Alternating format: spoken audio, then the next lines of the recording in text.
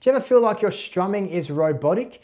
Well, I want to fix that for you today, and we're going to do that by using one pattern. Let's get into it.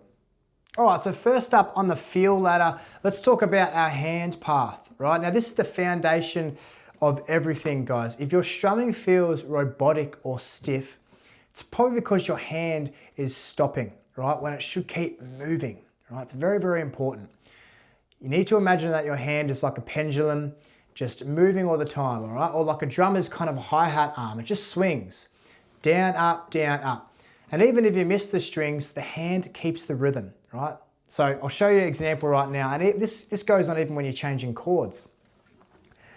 So if I was just to play a G chord here, and I'm gonna stop my hand, right? When I change the chord, it's gonna go.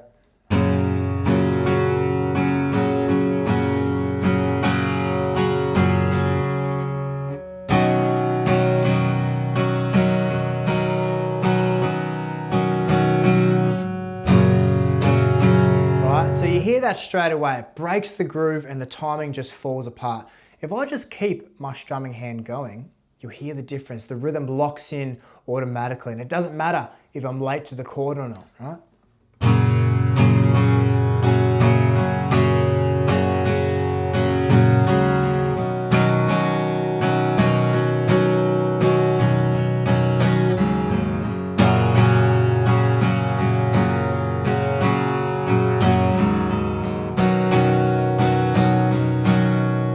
So you hear that, I was a little bit late to the chord, but it didn't matter. My strumming hand was still going and the song was still going, right? You're not just strumming, right? You're keeping time with your body, right? And your hand kind of becomes your built-in metronome, right? So instead of thinking rhythm, I want you to start to feel it, right? And that's what we're really trying to achieve. All right, so the way we're gonna build this is we're just gonna mute our strings first, right? We're not gonna play any chords yet. We're just going to concentrate on keeping this strumming hand going in a steady down up motion, right? We're going to keep that same swing, and this is going to be your groove engine, right? So you just want to mute your strings and just practice. Just practice going down up nice and fluently. Just like this, right? And if you feel like you're losing time, don't stop. Just keep that hand going even through the mistakes, right? Once you get comfortable doing that, it feels very, very comfortable. And then you can add a chord. You can just go from an easy G to like a C add 9. Right, I like this transition because you're only moving 2 fingers, right? And really focus on just keeping this strumming hand going, guys. Even if you're late to the chord and your fingers aren't perfect yet on your fretting hand, it doesn't matter. I want you to keep that hand going, all right? So I'll just practice like this.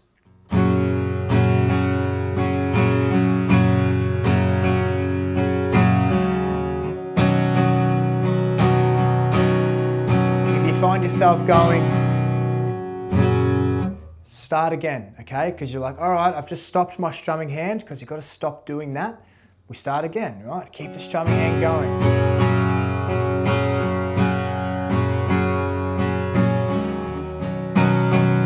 All right, I was late to the chord there, but it didn't matter.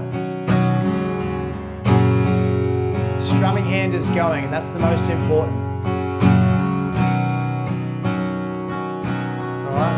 So before you chase any kind of fancy strumming patterns, guys, I want you to get this part right. It's very important, right? Constant motion, nice relaxed wrist, same path every time.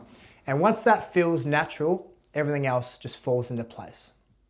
All right, so once your strumming hand is moving smoothly, now we can give it a bit of personality, and this is where the accents can come in, all right? So if every strum sounds the same volume, it's just like having a monotone voice, right? Very flat, lifeless, no pulse.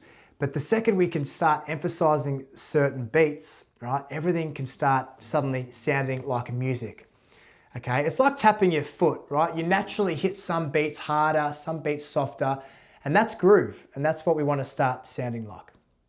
So here's what's happening in most songs, right? The count is normally 1 and 2 and 3 and 4 and 1 and 2 and 3 and 4. And you'll notice the snare drum, generally speaking, is on 2 and 4, right? And that's the backbeat. And that's what makes your head kind of nod to the music a lot of the time, right? So what we're gonna do is try to replicate that. And a nice easy strumming pattern I'm just gonna do is just down, up, down, up, down, up. And I'm just gonna focus on giving beats 2 and 4, just a little bit of a push, right? Nothing huge, just having a little bit more weight behind it. And it's gonna sound something a little bit like this, right? I'll give you the comparison of the both. This will be with no accents.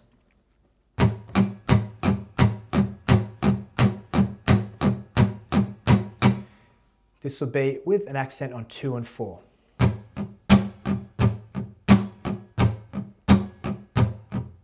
So you can hear that straight away, right? One sounds very robotic, not much life into it, right? The one with the accent feels like it's breathing, and it's like your strumming has suddenly, found its own little pocket, and that's what we want to achieve. So a great visual cue, guys, is to try to get your body involved as much as possible, right? Whether that's kind of nodding your head when you're playing or tapping your foot. I tap my foot a lot while I'm playing, particularly on 2 and 4 where the accents live. Helps me keep in check with where I am and what I'm playing.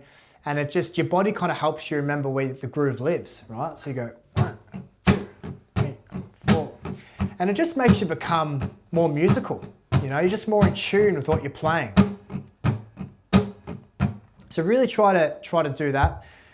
Secondly, count out loud, right? 1 and 2 while you're playing. It really helps you remember where the accents live, right? 2 and 3 and 4 and 1 and 2 and 3 and 4. Soon you won't need to count it, you'll just feel it, which is obviously what we want to achieve, okay? And once we get comfortable doing that, we can obviously play our chord. So I'm just playing a G chord here. And just practice hitting those accents on 2 and 4, right?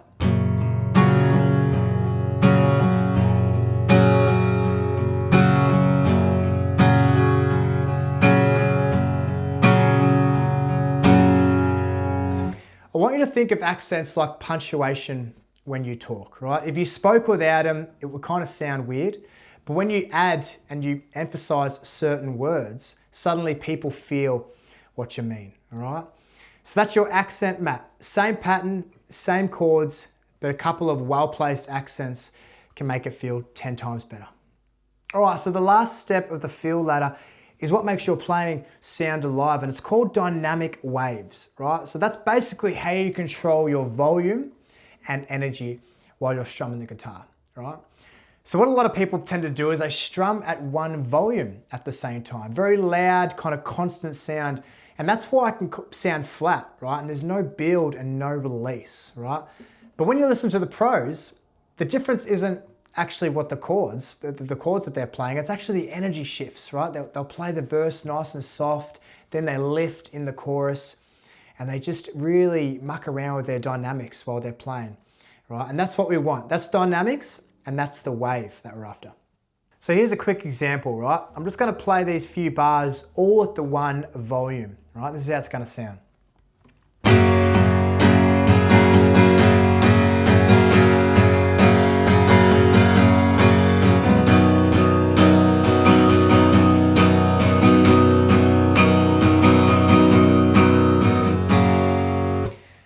Now I'm gonna start adding a few dynamics, right? The dynamic wave is what we want, right? So I'm gonna start with a bit of softness, right? Then I'm gonna build into the next one, right? This is how it sounds.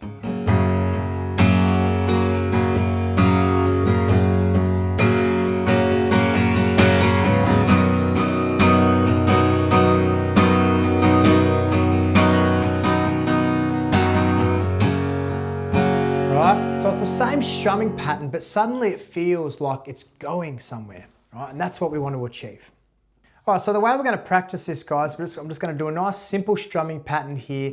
And for the first couple of bars, I'm just going to keep it gentle, right? Very soft guitar playing. And then for the next couple, I'm going to let the hand travel a little bit higher, going past the strings, but I'm going to give it more emotion, right? More intent behind it.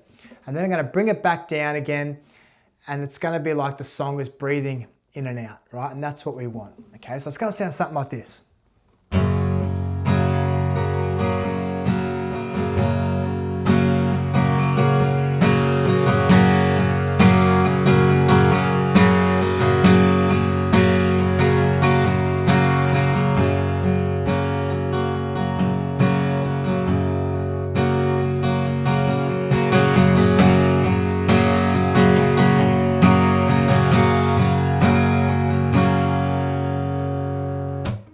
That's what we want to start doing with our playing, right? Changing the dynamics, right? But I don't want you to think of it as turning the volume up and down. It's more about intent, what we're trying to achieve while we're playing. When you strum soft, you're holding back the energy. When you go big, you're releasing it. All right, guys, well, we'll leave it there for today's video. Thanks again for joining me. I always appreciate you sticking around till the end. If you haven't yet, I'd love for you to like the video. And of course, subscribe to the channel, guys. I've just finished creating my No Theory, Just Feel starter pack, which is pretty exciting. This is going to be completely free for you to download. You should be able to download in the next coming videos. And basically all this is all about strumming, right? How to improve your strumming. We're going to have different strumming techniques, different songs to play on there. I've got a few feel first exercises to really lock you in to the groove. And yeah, again, it's going to be completely free, just a PDF file that you can have on your phone. But that will be sent to your email. All right. So if that's any interest of you guys, hang around for the next videos and you'll be able to download it from there. All right, guys. Thanks again for joining me, and I'll catch you in the next video. Cheers.